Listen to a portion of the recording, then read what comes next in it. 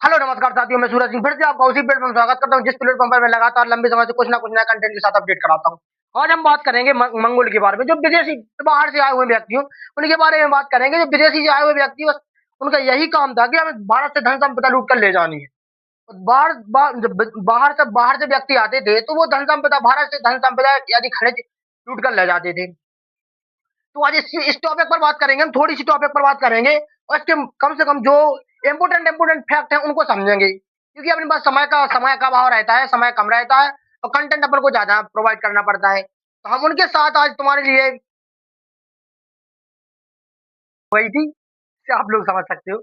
मैं बता रहा था कि मंगोल के जो हमारे भारत पर बाहर से आक्रमण हुए, वो जो मंगोल एक क्वेश्चन पूछ रहे हैं। मंगोल हम पढ़ेंगे इम्पोर्टेंट फैक्ट, जिससे हमें मतलब शॉर्ट वीडियो में अधिक से अधिक जानकारी प्राप्त हो सके। हमें बीए बीएससी की परीक्षाएं चल रही हैं, इनके इनके इनके परीक्षाओं के अनुसार बता रहे हैं। जो बीकॉम बीए की परीक्षाएं चल रही हैं, उसमें शायद क्वेश्चन पूछे जाते हैं, हिस्ट्री से रिलेटेड क्वेश्चन पूछे जाते हैं। जो शायद एमए की परीक्षाएं भी चल रही हैं, जो जो हिस्ट्री से रिलेटेड है, उसमें ये क्वेश्चन आते हैं कि मंगोल मंगोल कौन थे। मंगोल मंगोल लोग यवावरी समाज से संबंधित थे। ये लोग एशिया के स्टेपी क्षेत्र के निवासी थे। अब स्टेपी क्या है, मतलब टापू, पहाड़ी क्षेत्रों के, जो पहाड़ी क्षेत्र है वहां के निवासी थे। अब वहां क्या है, सही तरह से मतलब खाद्य सामग्री भी तो नहीं है।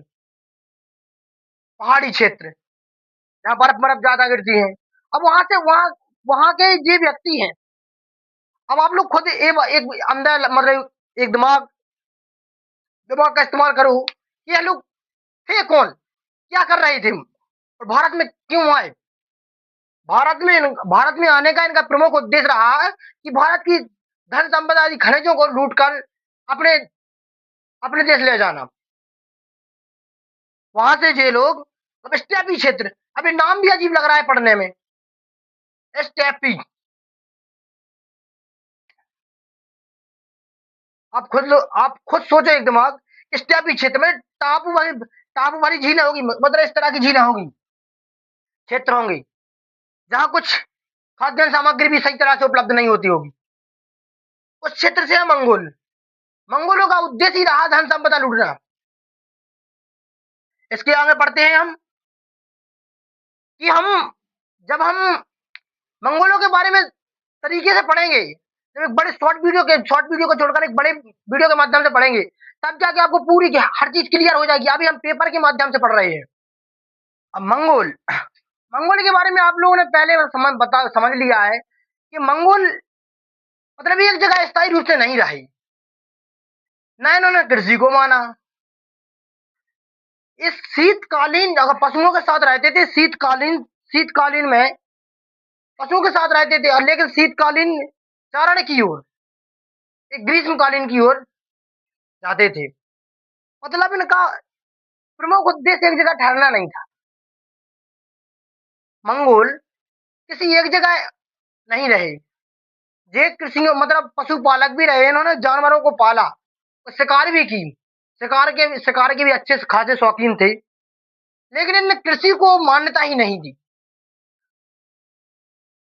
जब कृषि को मान्यता नहीं दी तो खाद्यान्न की तो कमी रही थी होगी, तो उन्होंने शिकार करना बेहतर समझा। शिकार से ही ये अपना भोजन यापन करते थे, और इनकी भोजन की प्रमुख प्रक्रिया शिकार ही था।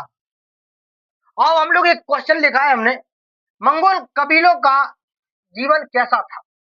मतलब ये लोग एक कबीला बनाते थे। देखा होगा तुम लोगों ने बंजारे, बंजारे देखे होंगे।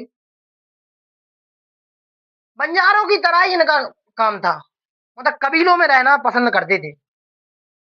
और जब कबीलों में रहना पसंद करते थे तो देखे, मंगोल कबीलों का समाज और घुमक्कड़ था। अब यहाँ से बात बिल्कुल क्लियर होती जा रही है। यहाँ से बात पूरी क्लियर होती जा रही है कि मंगोलों का समाज घुमक्कड़ एवं कबीलों का समाज था। घुमक्कड़, घुमक्कड़ का मतलब घूमने वाले, चारों ओर, टर्न अराउंड, मतलब चारों ओर घूमते थे, और लेकिन एक जगह स्थायी रूप से कभी नहीं रहते थे। मंगोल विधिवत प्रकार के लोग का एक जन समुदाय था। मतलब ये विधिवत थे, एक निश्चित विधि के अकॉर्डिंग, मतलब इनका विदित था कि मैं एक जगह इनका निवास कभी रहता नहीं था, एक जगह निवास नहीं रहता था। और जब एक जगह निवास नहीं रहेगा तो उनको घुमक्कड़ ही बोला जाएगा, घुमक्कड़ ही बोला जाएगा। कुछ मंगोल पशुपालक थे। अब इसी में से कुछ मंगोल पशुपालक भी रहे।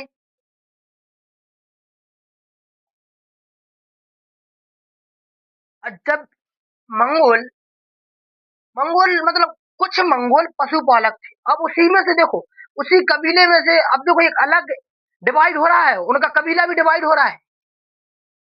और उसी में से कुछ मंगोल पशुपालक रहे।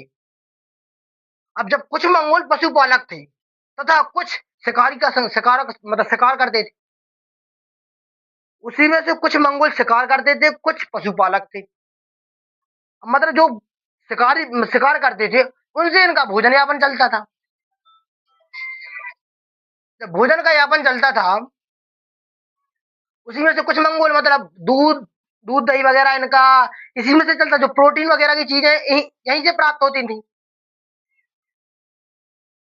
इन लोगों ने कृषि व्यवस्था को मान्यता ही नहीं दी, तो कृषि व्यवस्था को नहीं अपनाया।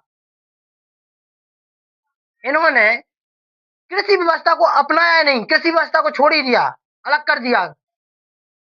मतलब एग्रीकल्चर से कोई मतलब नहीं, मंगोलों को एग्रीकल्चर से कोई मतलब नहीं। सीधी सीधी बात है। अगर एक क्वेश्चन आ जाए कि मंगोलों को मंगोलों को कृषि से संबंधित कुछ जानकारी दीजिए, तो वहां नहीं लिखा जाएगा, क्योंकि उन्होंने कृषि को मान्यता ही नहीं दी।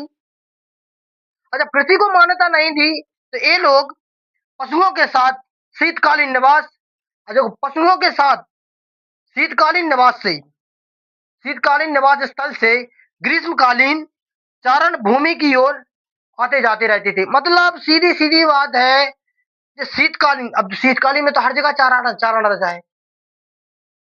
बात आती है ग्रीष्मकालीन। अब ग्रीष्मकालीन में कुछ जगहों पर ही चारण रहता है। चारण मतलब चारा, क्योंकि ये पशुपालक है। और जब पशुपालक है तो कुछ जगहों पर चारण रहता है। अब कुछ जगहों पर चारण मतलब जैसे किसी नदी क्षेत्र या तालाब के किनारे तो चारण की व्यवस्था रहती है, तो उसी क्षेत्रों पर रहते हैं, मतलब चारण की ओर आते जाते रहते थे।